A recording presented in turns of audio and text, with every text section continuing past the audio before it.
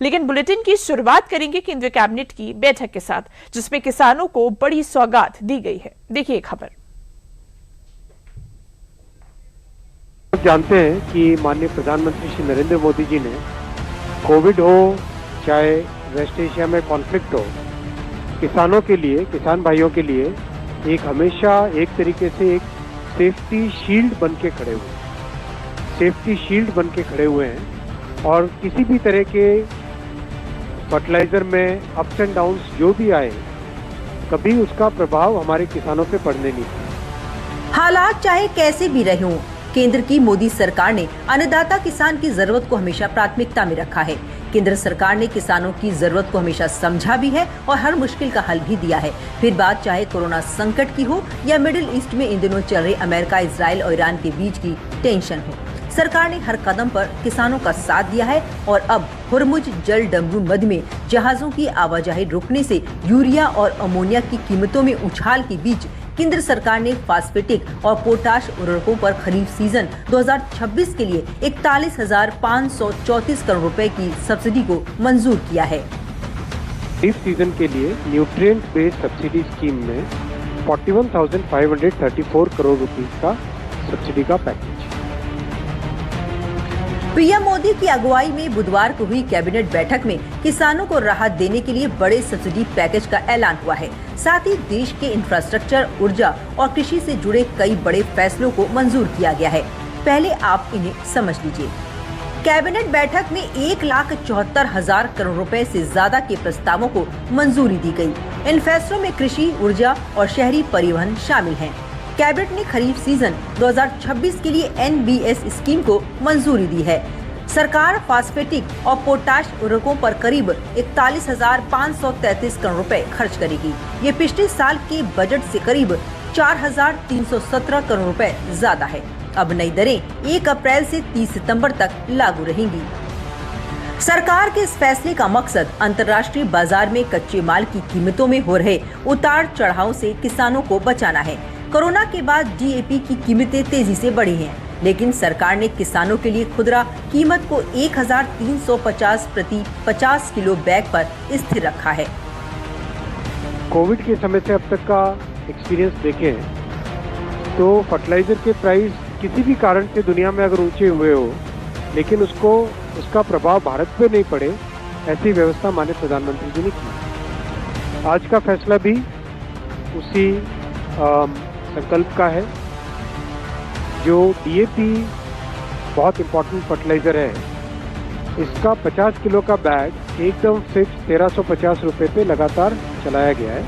इसके लिए सब्सिडी बढ़ती जा रही है, लेकिन किसानों पे कोई बोझ ना आए, ये ध्यान में रख के फैसले लिए गए। आज का जो फैसला है, इससे सब्सिडी का टोटल अमाउंट आएगा 41,534 करोड़।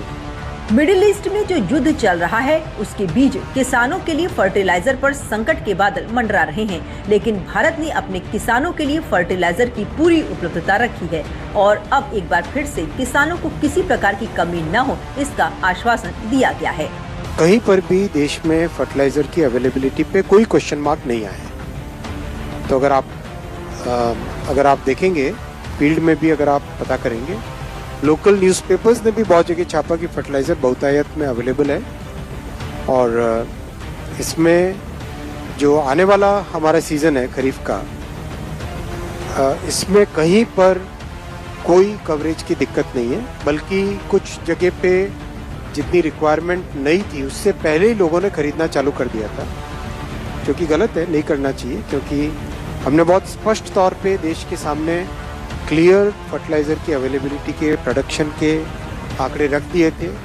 आप में से कई लोगों के साथ, कई पेपर्स के साथ, सबके साथ शेयर भी हुए थे। और यहाँ पे जो प्रेस कॉन्फ्रेंस होती है डेली, उसमें भी जानकारी दी गई थी। और अब तो ये दिक्कत आने वाले समय में भी होने की कोई संभावना नहीं है। इसके अलावा बुधवार को हुई कैबिनेट बैठक में कुल 5 बड़े फैसले लिए गए हैं। इनमें वैसे तो सभी फैसले अहम हैं, लेकिन इनमें से एक बड़ा फैसला HPCL राजस्थान रिफाइनरी प्रोजेक्ट से जुड़ा भी लिया गया है। सरकार ने HPCL राजस्थान रिफाइनरी प्रोजेक्ट के लिए संशोधित लागत को मंजूरी दे दी है। इसके अलावा सरकार ने जयपुर मेट्रो के विस्तार और ऊर्जा सुरक्षा को लेकर भी फैसला किया है। सरकार ने HPCL राजस्थान रिफाइनरी प्रोजेक्ट के लिए 79,559 करोड़ रुपए की संशोधित लागत को मंजूरी दी। राजस्थान की राजधानी जयपुर में मेट्रो विस्तार के लिए फेज 2 को मंजूरी 13,038 करोड़ रुपए की लागत लगेगी।